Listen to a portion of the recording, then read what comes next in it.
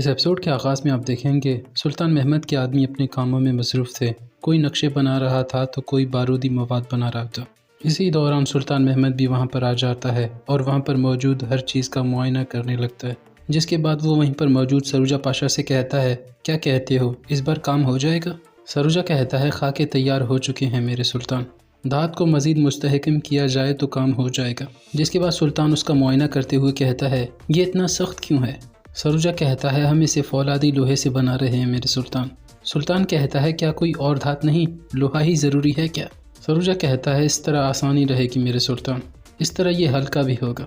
یہ سن کر سلطان کہتا ہے، میں نے صرف میدان جنگ میں لے جانے کے لیے وزن کم رکھنے کا کہا تھا، گولے پھینکتے وقت پھٹ جانے والی ہلکی پھلکی نالیوں سے کوئی فرق نہیں پڑے گا۔ مثال کے طور پر کانسی کا استعمال کیوں نہیں کیا؟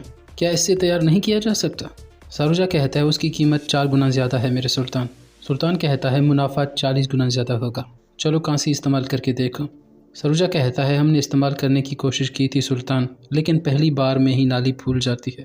سلطان کہتا ہے، ایسا کانسی کی وجہ سے نہیں بلکہ استعمال ہونے والے بارود کی وجہ سے ہوتا ہے، لیکن یہ نالیاں چھوٹی ہیں، طاقت بڑھانے کے لیے 5 گنا زیادہ کرنا ہوگا۔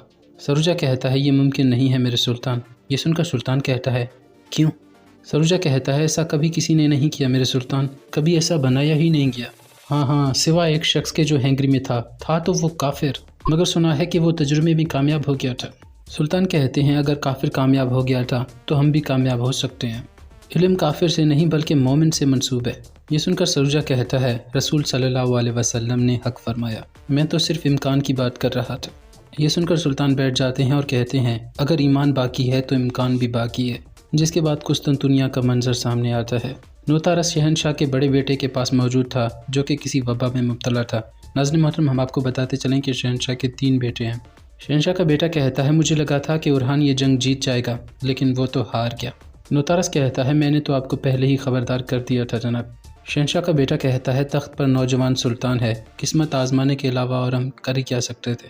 نوتارس کہتا ہے، ابو سلطان کو آپ کی وجہ سے ایسی عزت مل گئی ہے جو وہ 10 سال میں بھی نہیں کما پاتا۔ شہنشاہ کا بیٹا کہتا ہے، میں نے سنا ہے کہ اورحان بھاگ گیا۔ نوتراس کہتا ہے، آپ کے بھائی قسطنطنیوس نے آخری لمحات میں اس کی جان بچا لی، اب وہ لوگ مورا گئے ہیں۔ شہنشاہ کا بیٹا کہتا ہے، مورا وہ بگڑی ہوئی اولاد، میں جانتا ہوں کہ ہماری والدہ ہیلینا کی وجہ سے اس نے یہ جسارت کرنے کی کوشش کی۔ نوتارس کہتا ہے، کاش جسارت ایسی چیز ہوتی جو ہر کسی کو دی جا سکتی، یعنی کہ یہ اس پر تنقید کر رہا تھا۔ یہ سن کر شہنشاہ کے بیٹے کو غصہ آ جاتا ہے اور وہ کہتا ہے، یعنی کہ تم بھی میری جگہ پر میرے بھائی قسطنطنیوس کو تخت پر دیکھنا چاہتے ہو؟ نوتراس کہتا ہے، اس سے کوئی فرق نہیں پڑتا کہ تخت پر آپ بیٹھیں یا آپ کا بھائی بیٹھے، لیکن ترک وہ مضبوط ہو رہے ہیں، وہ جسارت کر رہے ہیں۔ جس کے بعد وہ نوتراس کو اپنے قریب بلا لیتا ہے اور کہتا ہے، میری بات سنو، میں جانتا ہوں کہ تم اور میری والدہ دونوں چاہتے ہو کہ قسطنطنیوس میری جگہ تخت پر بیٹھے، لیکن میں ہرگز ایسا ہونے نہیں دوں گا۔ نوتراس کہتا ہے، تو آپ چاہتے ہیں کہ آپ کا چھوٹا بھائی دیمیتریوس تخت پر بیٹھے؟ آپ جانتے ہیں کہ وہ کبھی بھی کچھ بھی کر سکتا ہے، وہ کتنا نالائق ہے۔ یہ سنتے ہی اس کا جواب دیتا ہے، تم اس بارے میں زیادہ مت سوچو نوتراس، اس کا فیصلہ شہنشاہی کرے گا۔ اس کے بعد مورا شہر کا منظر سامنے آتا ہے۔ دیمیتریوس اپنے کتے کے ساتھ ایک محل میں موجود تھا۔ اسی دوران قسطنطنیوس اورحان کو لے کر وہاں پر پہنچ جاتا ہے۔ دیمیتریوس قسطنطنیوس سے کہتا ہے، کیا ایک ترک کے لیے اتنا خطرہ مول لینا ضروری تھا؟ یہ سن کر اورحان کو غصہ آتا ہے تو قسطنطنیوس اسے روک لیتا ہے اور پھر کہتا ہے، تم شکار پر جا رہے ہو میرے چھوٹے بھائی؟ ویسے بھی تم نے خرگوشوں کے شکار کے علاوہ اور کیا ہی کیا ہے میرے بھائی؟ ان کی والدہ ہلینا بھی انہیں دور سے دیکھ رہی تھی۔ دیمیتریوس کہتا ہے، میں ایک ایسا شکاری ہوں جو اپنے کتوں کو اچھی طرح سدھارنا جانتا ہوں، لیکن تم ابھی نئے شکاری ہو۔ یہ سن کر قسطنطنیوس کہتا ہے، اپنی حد میں رہو دیمیتریوس۔ یہ سن کر دیمیتریوس کھڑا ہو جاتا ہے اور کہتا ہے، میں اپنی حد جانتا ہوں، میں تخت پر اپنے حق کی وجہ سے ایسے بات کر رہا ہوں۔ قسطنطنیوس کہتا ہے، تم کبھی بھی بازنطینی شہنشاہ نہیں بن پاؤ گے۔ اسی دوران ان کی والدہ وہاں پر آ جاتی ہے اور کہتی ہے، شہزادوں۔ یہ سن کر وہ دونوں رک جاتے ہیں۔ جس کے بعد ہیلینا اورحان سے کہتی ہے، آپ نے یہاں پر آ کر ہمیں شرف بخشا، آپ کو آپ کا کمرہ دکھاتے ہیں، آپ تھک گئے ہوں گے۔ یہ سن کر سپاہی اورحان کو وہاں سے اس کے کمرے میں لے جاتے ہیں۔ ان کے جانے کے بعد ہیلینا کہتی ہے، عثمانی اتحاد کی وجہ سے مضبوط ہوتے جا رہے ہیں اور بازنطینی تخت کے وارثوں کو ایک دوسرے سے بات کرنے کی تمیز بھی نہیں۔ دیمیتریوس کہتا ہے، کیا ایک عثمانی شہزادے کے ساتھ اتحاد کر کے ہم طاقتور ہو جائیں گے؟ ہیلینا کہتی ہے، ہماری سلطنت کی سلامتی اورحان کے سلطان بننے پر ہے، اگر ہم نے اسے تخت نشین کروا دیا تو عثمانی بکھر جائیں گے، یہ سمجھنے کی کوشش کرو۔ یہ سن کر دیمیتریوس کہتا ہے، ٹھیک ہے، لیکن آپ بھی یہ بات جان لیں، دشمن کے کتے ہمارا شکار نہیں بنیں گے بلکہ ہمیں ہی اپنا شکار بنا لیں گے۔ ہیلینا کہتی ہے وقت آنے پر شہنشاہ اس بات کا فیصلہ کریں گے، جس کے بعد دمیتریوس اپنے گھوڑے پر سوار ہو جاتا ہے اور کہتا ہے فکر نہ کریں، میں شہنشاہ بنوں گا۔ جب میں شہنشاہ بنوں گا تو ان ساری باتوں کا ایک ایک کر کے حساب لوں گا، یہ کہہ کر وہ وہاں سے جانے لگتا ہے۔ یہاں سلطان اور سارے پاشا ایک جگہ موجود تھے اور وہ جنگی تدبیر کر رہے تھے، جس کے بعد جاندارلی کہتا ہے ہنگری پر حملہ کرنے کا صحیح وقت یہی ہے میرے سلطان۔ سلطان کہتا ہے بالکل وقت یہی ہے، حملہ کرنا صحیح ہوگا، لیکن سمت غلط ہے پاشا۔ جب بھی ہم اپنا رخ مغرب کی طرف کرتے ہیں تو وہ پیچھے سے ہماری پیٹھ میں خنجر گھونپتے ہیں۔ ایسا ہی ہے نا، ہم نے اسے اورحان کی بغاوت کے وقت دیکھ لیا، انہوں نے مجھے میرے خون سے روکنے کی کوشش کی، کیا وہ دوبارہ نہیں کر سکتے؟ کر سکتے ہیں، کیونکہ سلطنت عثمانیہ کے درمیان ایک بیماری ہے جس کا نام بازنطین ہے۔ اگر ہم چاہتے ہیں کہ سلطنت عثمانیہ مزید طاقتور بن جائے تو ہمیں اس طرف جانا ہوگا جس شہر کی خوشخبری رسول صلی اللہ علیہ وسلم نے دی تھی، قسطنطنیہ۔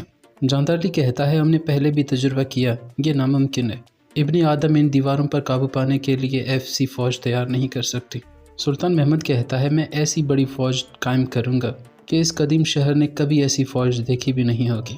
جاندارلی کہتا ہے تاریخ بتانے والے اس کے بارے میں بتاتے ہیں میرے سلطان، جعفر خان سے عثمانی خان تک ہر کسی نے کوشش کی، وہ بھی 32 بار، لیکن سب ناکام ہوئے۔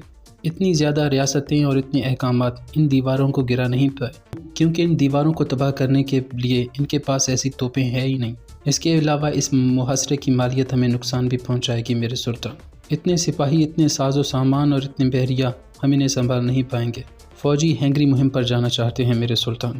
اس سے پہلے آپ کے بابا سلطان مراد نے بھی کوشش کی تھی لیکن وہ بھی ناکام ہو گئے تھے۔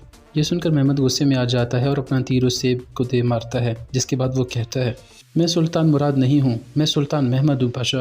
مجھے میرے بابا جیسا ہرگز مت سمجھنا، کیونکہ میں ان کے ساتھ چلتا ہوں جو پر یقین ہوتے ہیں، نہ کہ ان کے ساتھ جنہیں قائل کرنا پڑے۔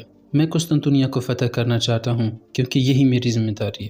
میرا مقصد رسول صلی اللہ علیہ وسلم کی بشارت کو پورا کرنے کے علاوہ اور کچھ بھی نہیں۔ میں وہ مقدس کماندار بنوں گا، میرے سپاہی وہ سپاہی بنیں گے جو عظیم ہوں گے۔ خزانچی اپنے ساتھیوں کو اکٹھا کریں اور مل کر کام شروع کر دیں۔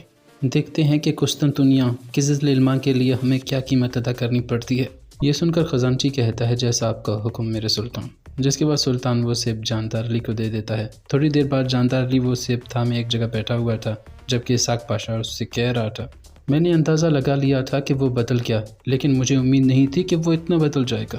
جاندارلی کہتا ہے اندھے کو آنکھیں مل جائیں تو سب سے پہلے وہ اپنی لاٹھی کو توڑتا ہے۔ اسحاق پاشا کہتا ہے یہ سب کچھ زانوش پاشا اور شہاب الدین کی وجہ سے ہوا ہے، انہوں نے اپنے زہریلے خیالات سلطان کے ذہن نشین کر دیے ہیں۔ جاندارلی کہتا ہے ایسا ہے نہیں، ابھی تک تم پہچان نہیں پائے۔ محمد جو میری نہیں سنتا، تمہیں لگتا ہے کہ وہ زانوس اور شہاب الدین کی سنے گا؟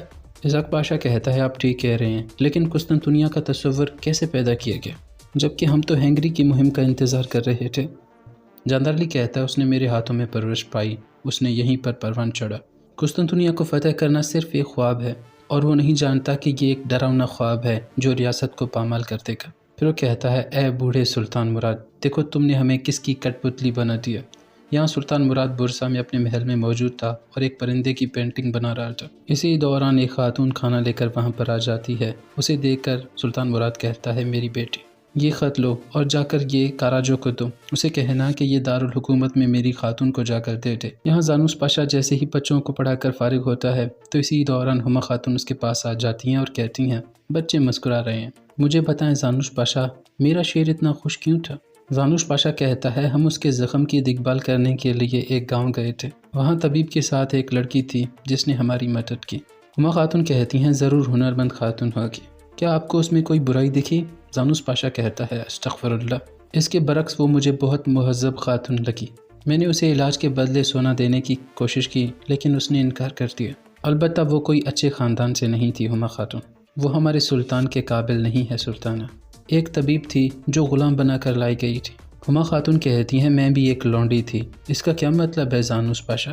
یہ سن کر زانوس پاشا کو ایک دھچکا لگتا ہے اور وہ کہتا ہے معاف کیجیے گا، میرا مقصد یہ نہیں تھا۔ ہما خاتون کہتی ہیں مجھے بتاؤ وہ کہاں پر رہتی ہے؟